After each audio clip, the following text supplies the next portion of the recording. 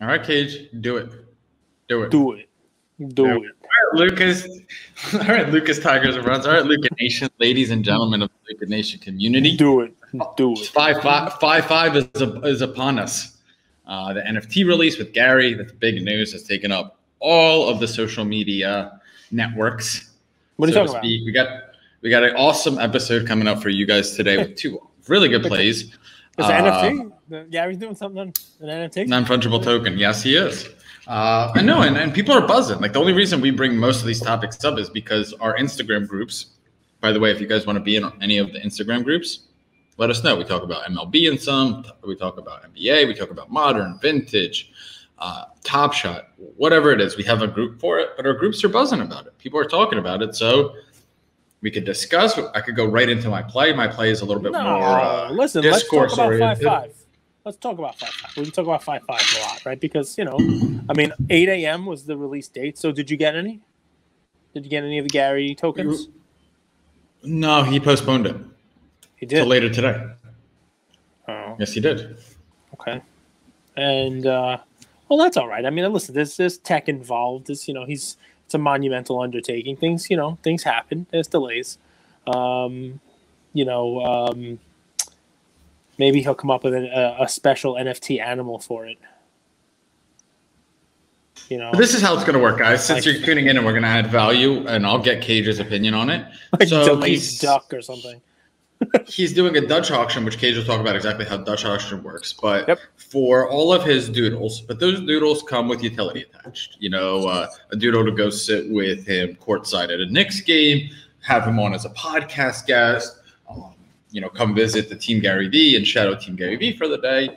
And what I think you'll start seeing is on the secondary market, once these are released, there will be added utility, right? Go sit courtside with Gary V and get an autograph by Julius Randle. Let's say Gary knows Julius Randle. Or have Gary come on as a podcast guest, and Gary will post it on his story and share it on his audio experience. I think on the secondary market, the way Gary could potentially increase value, not on the IPO side, on the secondary market side, is drop these like little surprises, right? Anyone holding a Gary V NFT, I'm doing a meetup here in New York. Anyone with an NFT can come. That's kind of how I see it, Cage. I don't know if you're seeing it the same way. You guys already know. We've talked about this at length the last few episodes. I'm kind of neutral. It's funny being right down the middle. Cage says, you're not as down the middle as you think. I'm right down the middle. I wish we were given a bit more transparency into the investment. I think a lot of people in our group have said that. It's like if you're asking people to put up 3 Ether, which is $10,000, they should at least have the opportunity to evaluate the investment beforehand. So I'm with that. I think that's a really reasonable point. At the same time, Gary has always been community and value first. We could discuss how much value he offers. That's very subjective, but relative to other influencers who are in it just for a cash grab, I do believe Gary leaves a lot more value on the table for the end consumer than many others. So I'm kind of split down the middle. I'm going to be watching it. I have a ton of intellectual curiosity towards it. I think Cage does as well. And I think we're going to see it play out. I think it's really fascinating. And at the same time, something to share with you guys, since this is kind of how I see myself as like an archaeologist. Muds, which is the top IPO, which has heavily been associated with NFTs, has gone up 10% today. So it's interesting. I don't know if it's correlated, if it's not, but just something to put out there. Cage, this is our second try at this episode. The first was interrupted by the masseuse that entered your office. So are we gonna try to move forward with this one? Yeah, man. Listen, so most important thing about 5-5, it is Cinco De Mayo. So anybody out there who's celebrating that, celebrate responsibly. Have some fun. Do your thing. This is actually a holiday in worlds other than the world of Gary V. And I would be remiss if I didn't take a moment to acknowledge Cinco de Alana, one of our listeners' daughters, friends of mine.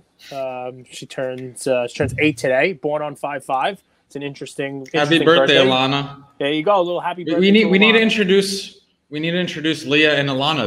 They're almost birthday buds. They are. They're one day apart, and Ian and Alana have been friends since they were born. So lots of fun there.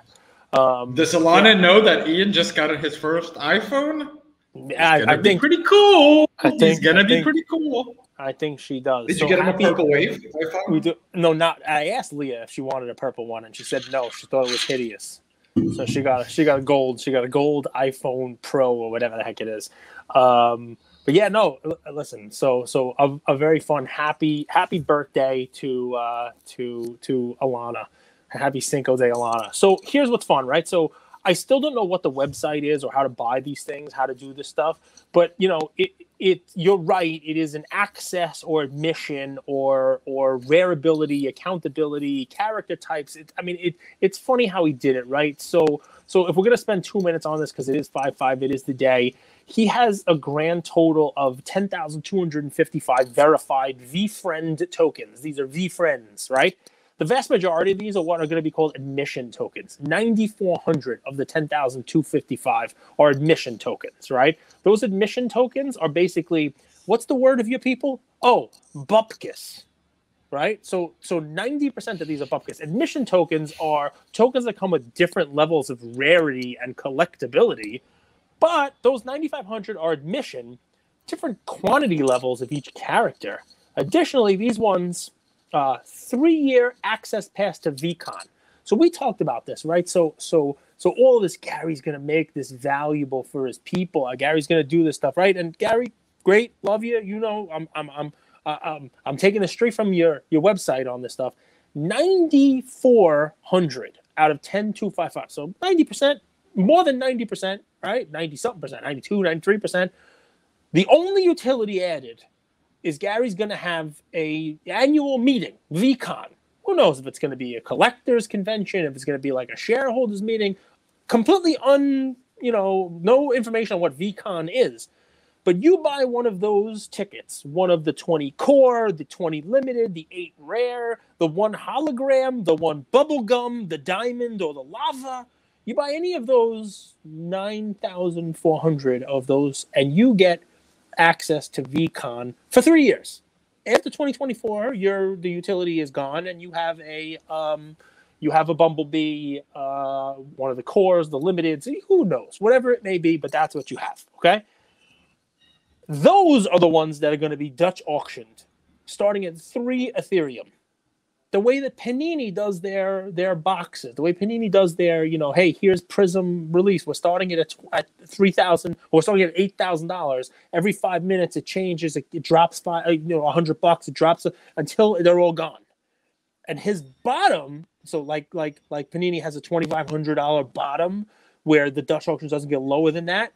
His bottom is half an Ethereum. So his bottom is, as of today's prices, $1,650, $1,700, somewhere in that range, $1,600 to $1,700 in cash, in actual dollars, half an Ethereum. Okay, so that means the vast majority, 90-something% of people are going to buy a token that is going to give them a $550 ticket price for admission to VCon with the other 10,000 people and anybody else Gary wants to invite to these things tomorrow.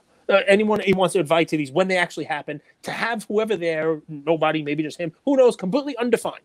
So we've talked about this for a while now, token-wise.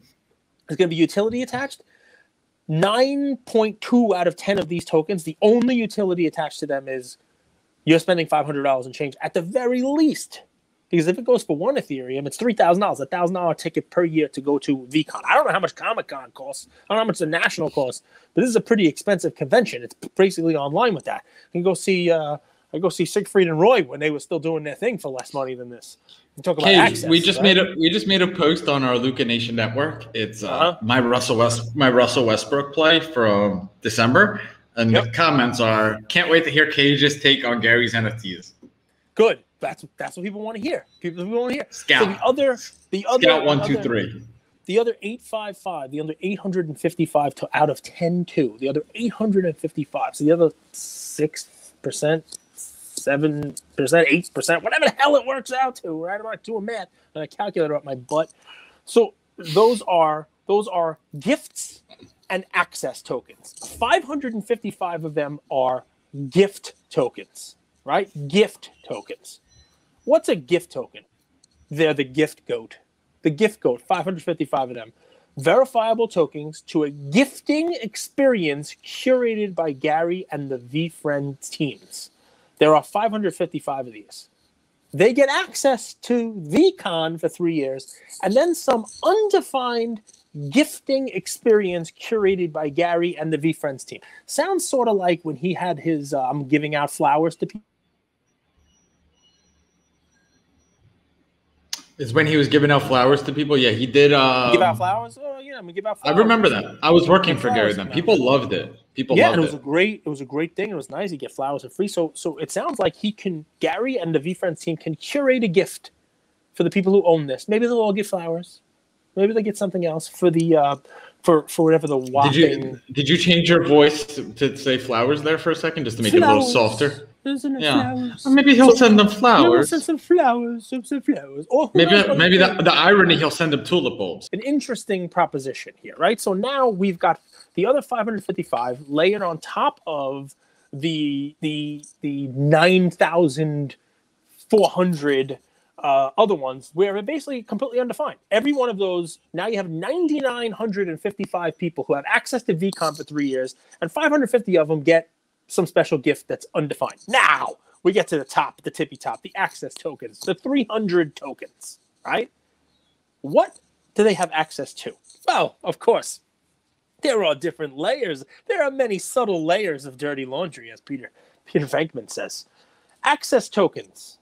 There are 5 scholarship access. Experience where the applicant applies to become the token holder and has the opportunity to redeem mentoring and coaching from Gary personally. All right, so 5 of those. It's fine. Of the 300, you can apply for that. Something, at least it's defined. 22 competition access, including 9 bowling boas. You want to gift me one? A bowling boa. Let's go.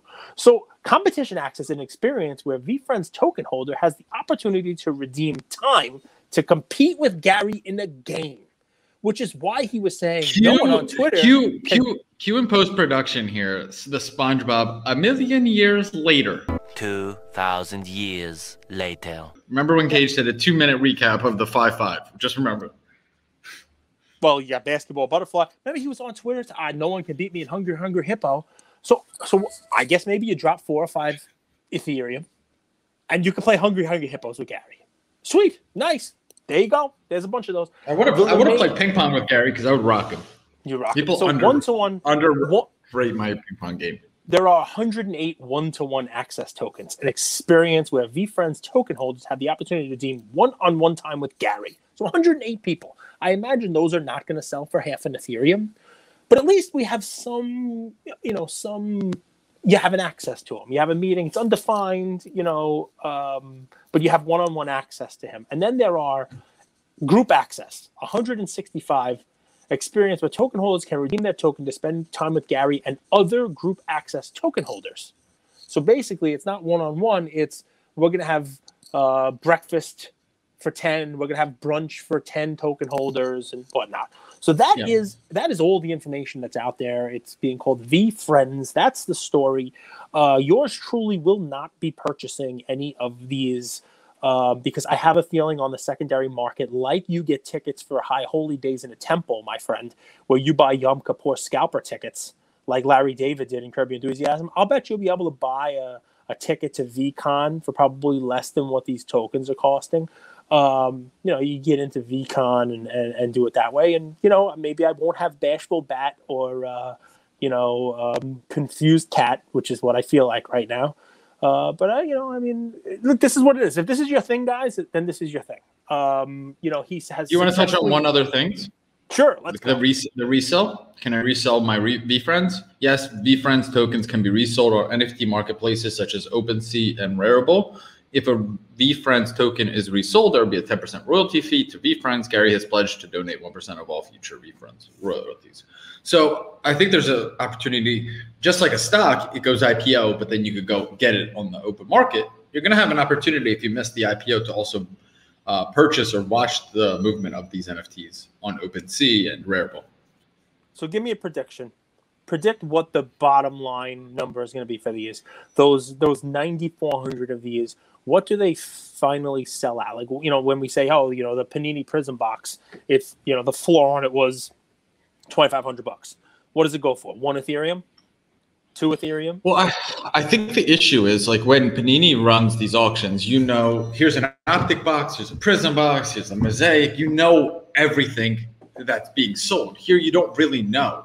So my prediction is there's going to be a big boom, there's going to be a pretty sizable dip, and then we're going to find a market equilibrium. No, that's not going to be just today.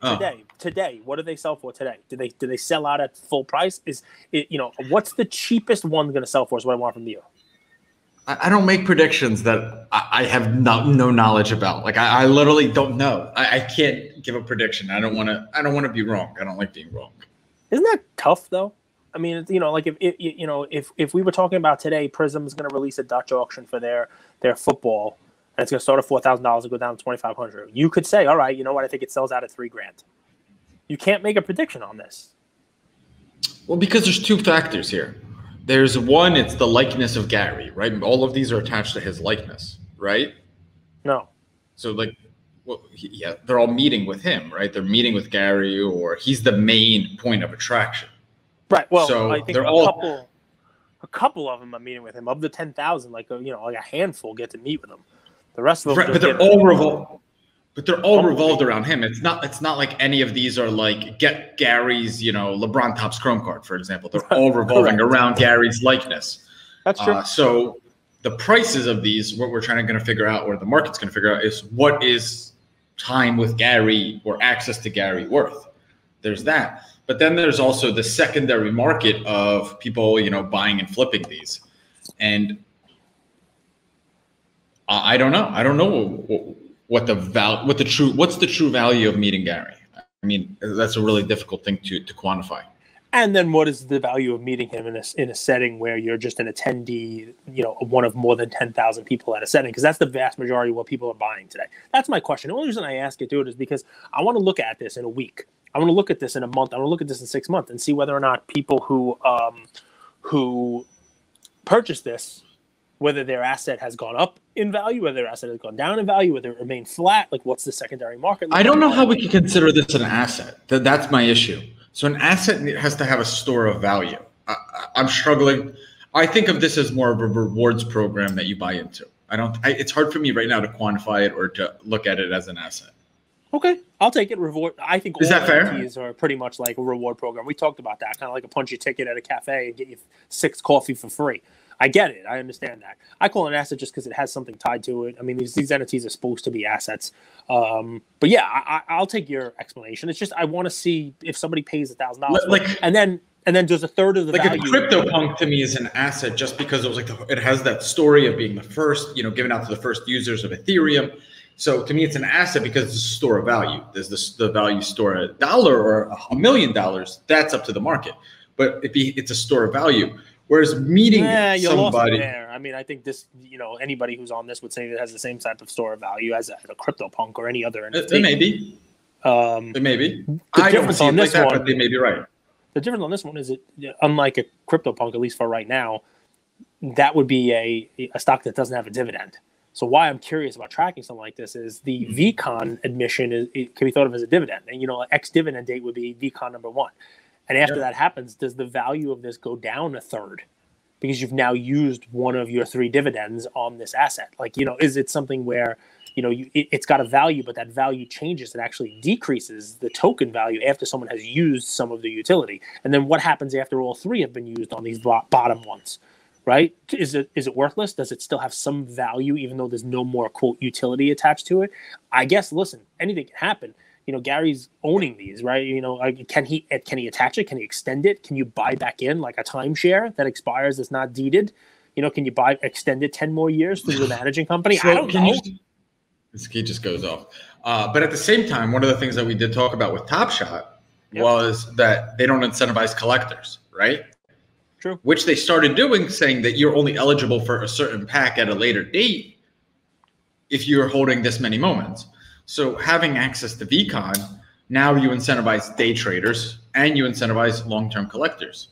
So something he could do is for future events, anyone holding a token, they get 50% off access to any future event that doesn't even have to do with VCon.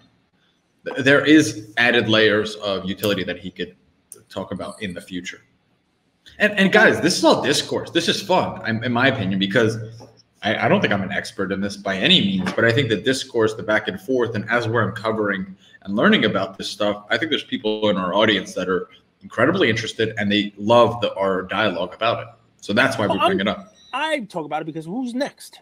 What's next? And I think about it from a utility standpoint, like what would be next, right? So, I mean, what kind of celebrity would people want to have access to? What type of asset would you want to have access to? Is this a way to have like a loyalty program? Is it a way to actually do this stuff? Is it a cash grab? I don't know what the answer is, man. Like let's just say, the guy Kendrick, right, who is the Arizona Diamondback owner, right, who's got that huge collection on a museum, right?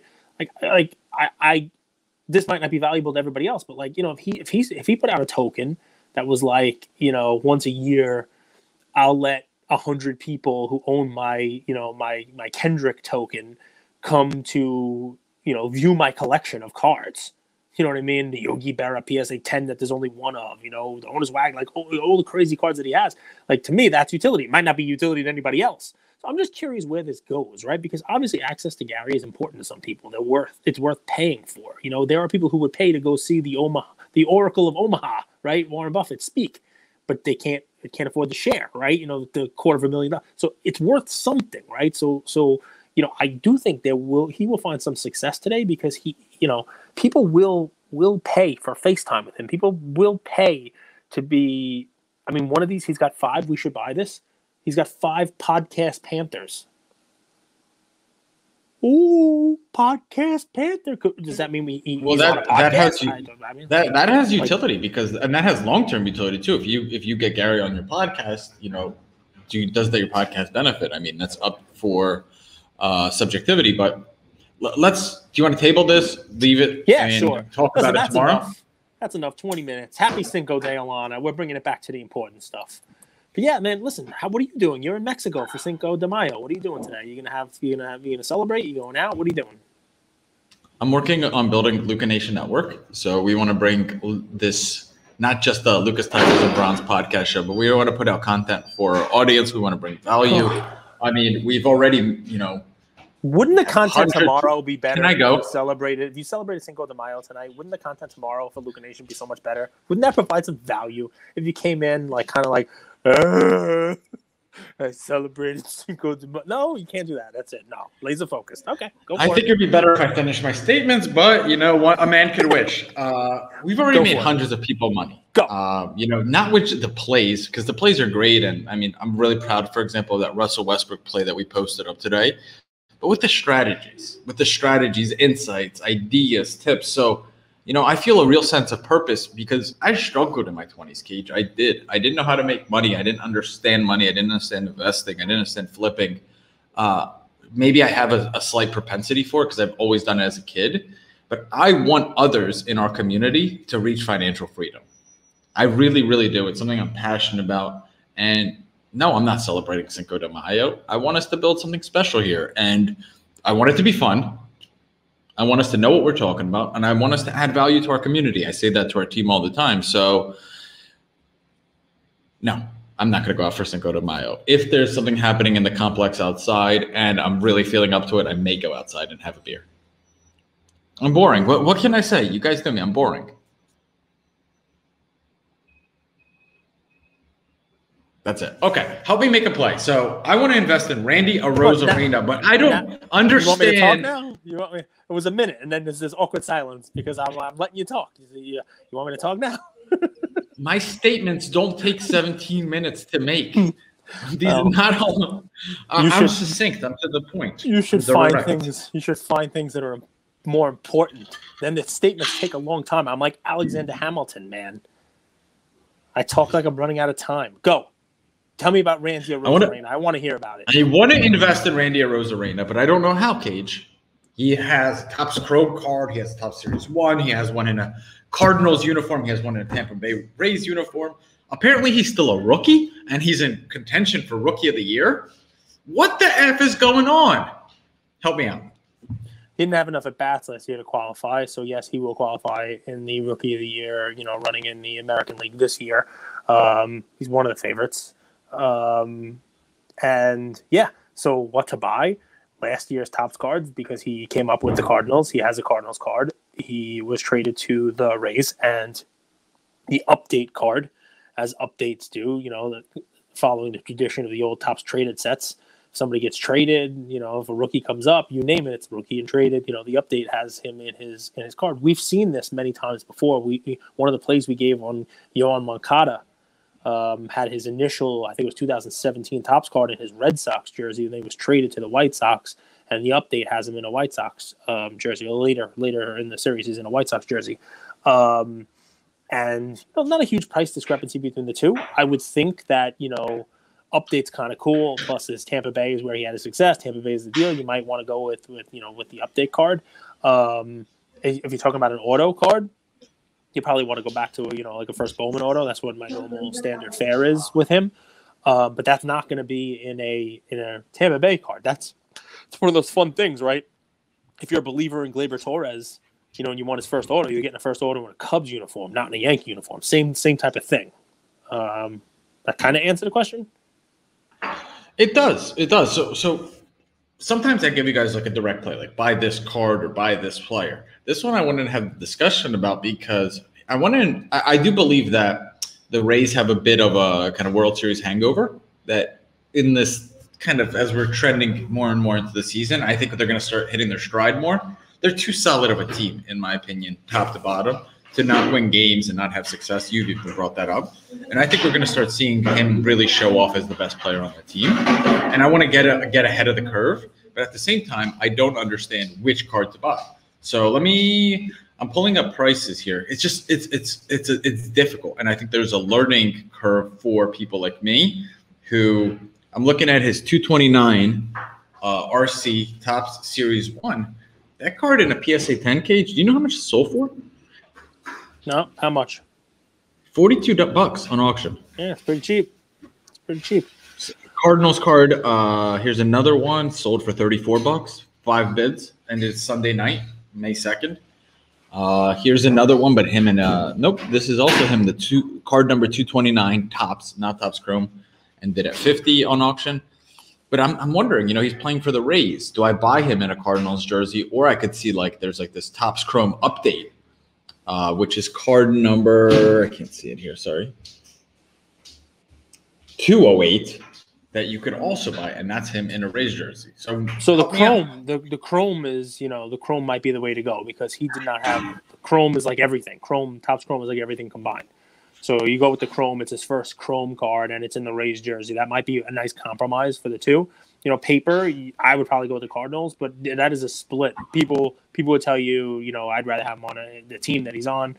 But, the play itself, what's funny, what you're talking about here, it's an interesting one, right? Because, who knows about PSA? Who knows what they're doing? We've seen some, rumors. We've talked about some rumors coming around, right? But you're talking about a card you can get a PSA 10 of a guy who was a monster in last year's playoffs and who is a potential Rookie of the Year candidate this year. And PSA is talking about their cheapest being $50 just to grade something. Even if it comes in at $25 to grade it, you're not paying $35 to, even if they announce a $25 grading or something like that, you're paying $35, $40 for a PSA 10 of this guy already, including the card, not just the grading fee. You got it in hand now. You're buying it and done. It's funny because that's the kind of card, and it's not just Randy Arozarena. It's that type of card that I think is a huge play in the short term when there is, you like to use the word price discovery, when there's price discovery around grading. Right, because grading used to be, oh yeah, you could buy this car for a couple bucks, pay $8 to $10 in some sort of a group or whatever it is, and then you're fine. That would make sense to then sell for $30 or $40 because you're still making money, especially if you're doing it in bulk. If that's off the table and that's not happening anymore, come on now. I would scoop them, and I'll tell you another thing I would consider doing. I would send some of them to Star Stock because there is no supply right now of PSA 10s of Randy Arozarena on there. It's fascinating. I couldn't believe it. Because I was doing research this morning and I was like, let me go check out Star Stock, see which cards have more volume to know should I go St. Louis Cardinals or Rays. There's very few. There's a lot of Star Stock A's, a lot of Star Stock B's, a lot of Star Stock C's. but there's not a ton of PSA 10s. And you guys know that Star Stock now is fast passing all graded cards. So if you could get a card of a rookie of the year, but the guy's a machine. He's a stud. I can't believe he's a rookie of the year. He's like 46 years old. You buy it in a PSA 10 for 35, 40, $45. You could buy it offline, maybe Facebook Marketplace. I'm sure people have bulk subbed these and gotten a ton back. And you could buy maybe, 4 for, $110. Send them fast pass to Star Stock and have them sitting in your vault. This is a guy who would be in the playoffs. This is a guy with a machine. I know Cage always likes to talk about tools. He's got at least 4 tools in his tool belt. He's fast. He's strong. He hits for power. He gets on base. I think this is a pretty solid play at this time of the season. I like it. I only started talking about tools after I met you, man.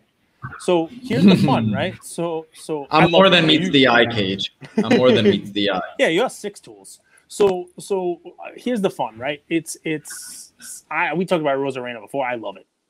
I think it's a great play. That kind of price, forget about it. It's a no-brainer. But I like, look what went into that, right? It's not just a card. It's here's why. Here's the options on the card. Guys, do your research. Do you want to do an auto? If you want to do an auto, remember you're not going to get him on the team he's on now. Do you want to do the first Topps card? Look at the Chrome as an option, as an in-between. There's a lot that goes through it. You got to do your time, do your research. My play, Andrew has told me now recently a bunch of times as a reminder, keep it fun. Got to keep having it fun. And last keep week, it simple, stupid. It hurts my feelings every time. All right. Well, Michael says keep it simple, stupid. Yes, keep it simple, stupid. Can I say one last thing on my play? Sure. A lot of people have told us, people are either we love the Star Stock play or the Star Stock episode, or we hate the Star Stock episode. We're not on Star Stock. Our audience is divided on that, and it makes sense because not everyone uses Star Stock. But I had a call today with a fan, someone I think his name's Matt, Penn State, young kid, awesome kid. And he's like, at first I didn't like the Star Stock episode, but as I started listening more, I understood its value. And here's a perfect example. You can deposit money, use Star Stock, all that stuff. But there's also the option of using it as a research tool, right? You could create an account, deposit no money, and just use it as a tool to do research the same exact way that I just did with this Randy Rosarena play. I used it as a research tool to say, which cards are being sold more of his, and are there any of this supply that I'm looking to buy? So just wanted to follow that up because you don't have to necessarily be a user in terms of depositing. Create an account, play around, learn it, use it for your benefit. I truly believe that there is value in something like that. It's cool. And you might find a place where you can find some sort of an issue like there's no Rosarena there, and you could fill that void, send some in yourself. I mean, just doing that research. So I like it. So fun, plays fun. A couple weeks ago, I bought a box of Mortal Kombat cards with Ian. The movie was coming out, you name it. He's on me to open them, and we might open them because the movie was just bunk. It was not so good. We might open them just so that you can see, hey, look, here's some guys, whatever it is. But you know what? In 10 years, they're going to reboot it again. There'll be another version, and maybe someone will buy that box. So I may just keep it sealed. I'm starting to keep sealed stuff, right? I am. I told you about Select Football. I'm starting to keep sealed stuff. And, I started thinking today, I'm like, what could be fun for Luca Nation? What could be fun and still be something where maybe there's some money to be made? And it's an Andrew style play of like the lead a horse to water, right? Or better than that, teach a man to fish, you like to say, right? So teach a man to fish. So here, Luca Nation, we'll teach you all to fish. I went on Google today, and you guys could do this and, do all this fun stuff and say, hey, Google, hey, Siri, can I see movies that are coming up for the next 18 months? All right, and then you look at them. And then maybe you take a look at the movies and see whether or not there are any big franchises coming up. Sure, there's Marvel, Black Widow coming out soon, you name it. But you know what I noticed is on the slate for 2022, early 2022 to come out? I'm not talking that far away. Me and Dupree, number 2. So number 2 is... Marley and Me. Marley and Me again. That's good. That would be great. Jurassic Park. There's a Jurassic Park movie coming out. Which, by the way, if you look at like the movie, money, the box office, these are some of the biggest box office, money. Why do raptors, like these fierce animals with this giant mouth, why do they have, like, why is this their, like, I feel like they should have power arms, but they have just like the weakest little nubs for arms and this huge jaw. It makes no sense to me. Why do you never let me finish my statement? You want to make silly comments about raptors having little arms. You know, they can ever let me finish. Shut up. Is that what I sound like? It's sort of. The raptors have decent sized arms for their bodies. I think you're talking about Tyrannosaurus Rex having those little arms, you know, like alligator arms. But I don't know, man. Dinosaurs don't even get me started. But dinosaur movies, it's an interesting thing. Dinosaur movies, you know, I think it's called Jurassic Park Dominion. So I bought a box. So normally I tell you guys, I'm gonna wait. There's enough of these that you can get them. But you know what? If Luca Nation jumps on me, I bought a box. It was like $110. There's cheaper ones. I didn't buy the cheapest one. I did that for you. $105. There's one that's $90. Tops in 1992, 93, depending upon where you are. And then there's a series 2. It's a cool red box of Jurassic Park cards. And it's a whole set. It's 88 cards. There's some holograms, there's stickers and whatnot. And it's just one of those cool, like the first one, the same, you know, the first characters. What are you doing? Yeah, the dinosaurs. Yes. So that's a T-Rex. What is this? That's a T-Rex. What is that? That's a T-Rex. Look at this vicious creature. Look at the legs. Look at the tail. Look at that. It's a vicious creature. And then what is that? Okay, that so the T-Rex. So you leave it up there. So, but just to finish my point about these guys, it's a Topps Jurassic Park. It's literally 30 years old, and it's a cool box. You can open it up. You can keep it sealed. $100. You can buy the set. You name it. Some holograms. The holograms are cool. They got a raptor hologram, and you know what? Maybe you hang on to it for a little while, and as the hype for Jurassic Park comes, maybe you sell it for twice as much money. You never know. Now, if you want to put T-Rex up there, that's not what T-Rex looked like when we were kids. T-Rex looked very different. It was much more upright. The arms were kind of the same kind of arms, but it was a much more upright T-Rex, and it was a different weight on it. You name it. Now they have changed the T-Rex to actually make it look like a T. It's now a forward, more, you know, it's got the arms there, but it's a more of a forward, like looking. It's not as tall. It's not standing up like a telephone pole, like every single book from the 80s. Are you kidding? And I've also read that the dinosaurs now had feathers. Not just the scaly skin, like even the T-Rex potentially had feathers. So in a year or two, they'll come up with something else. You know, dinosaurs really, you know, the T-Rex had an elephant tusks, or it had, you know, a trunk. There'll be something else that scientists come up with. And yeah, like I said, don't get me started on dinosaurs. There was the existence of dinosaurs were never mentioned in any historical text until like 1890. So, you know. It's an interesting thing. It's a conversation for another day, guys. You know, like I said, this really is a Cinco de Mayo episode. We got NFTs. No, Cinco de Alana. Cinco de Alana. So we got NFTs, we got Randy Rosarena, and we got a Jurassic Park play all in one. Dude, what a world! We got prehistoric and the future. That's it. So at Randy Rosarena, we got some Jurassic Park guys. He's just the present. He's just truth. The thought here is, if you don't like Jurassic Park, you don't have to buy Jurassic Park. But I think there's a market for sealed product of main, you know, actual brands, Topps, Don Russ, Panini. Take a look at the movie pipeline. Take a look at the TV pipeline. People are doing this every day with comics, right? You know, Shang-Chi's coming out. Did you see what the Shang-Chi, you know, Kung Fu, I think it was Kung Fu 15 sold? It was like over $10,000. So there's stuff coming out, movies coming out, TV shows coming out. Try to get ahead of that demand, right? It's like when the Jordan documentary came out. Everybody was buying Jordan cards ahead of the documentary. It's the same type of thing you can be doing, and you find these rarer items that when that Jurassic Park movie comes out, you know, maybe a couple months before, people are like, oh man, I opened Jurassic Park, you know, cards when I was a kid. I remember those, that red box. And they go on and buy it, and you've already bought one for half of what that person's willing to pay for it. Small thing. And if it doesn't, I'll open it with Ian. We'll watch the movie, and he'll be like, wow, look, a dinosaur. So easy stuff. Same concept. People said the same thing about Bob Marley, right? It was an ahead of the curve play. But what was the message we got from someone? People loved your Bob Marley play, man. How it was a cool box, it was a cool rip, and that it was, you know, it was you know, half joking because it was a 420 play. But you know, open it up and it's like a legit set. It's a layered set. And if people are paying the kind of money they're paying for Jay-Z or Justin Bieber, whatever it is, then you know, these Bob Marley cards that you gave as a play actually could have some significant value down the road. You know, even though it was $15 for the box. It was insane. Yeah, so you got to have fun with it, but you know, these fun plays are legitimate flip opportunities as well. Aren't those the best plays too? If you kind of like look back, the ones that you had the most fun on were the ones that actually ended up being very profitable too. And yeah, and like Cage said, just to wrap this, sell into strength. One of my favorite quotes. Easy stuff.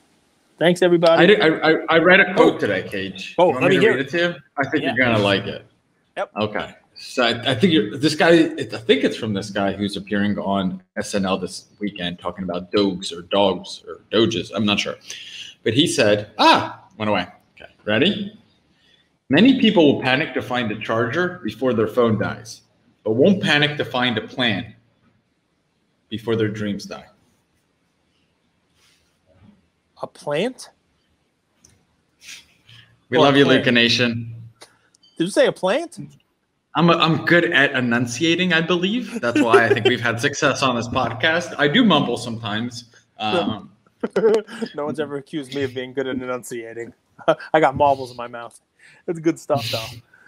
Listen, it's a good quote, right? Quote. I'm going to remember it. For next time. Happy 5th, everybody.